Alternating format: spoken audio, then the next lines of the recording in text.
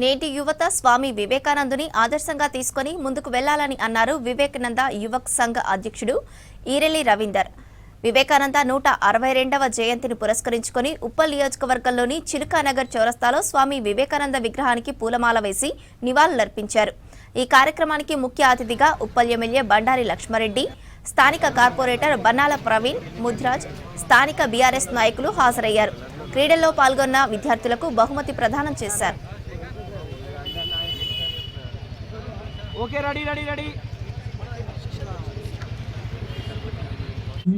సంస్కృతిని చాటి చెప్పడం జరిగింది. వారు అనేక దేశాలు ప్రపంచంలో తిరిగి మన భారతదేశ వైజ్ఞానిక పరంపర గురించి చెప్పి, అదేవిధంగా మన భారతదేశంలోని స్వతంత్ర సమరయోధులకు ఎంతోమందికి స్ఫూర్తిగా నిలిచి వారికి మార్గనిర్దేశకంగా చేసి స్వతంత్రం వచ్చేటట్టు ప్రయత్నం చేయించినటువంటి స్వామి వివేకానంద గారిని గుర్తు తెచ్చుకొని ఈరోజు యువక్ సంఘ్ సభ్యులందరూ వారు చెప్పిన మార్గంలో నడుస్తూ జయంతి ఉత్సవాలను ఘనంగా నిర్వహించినందుకు చాలా చిలుకనగర్ సభ్య సమాజం అంతా ఎంతో హర్షిస్తుంది.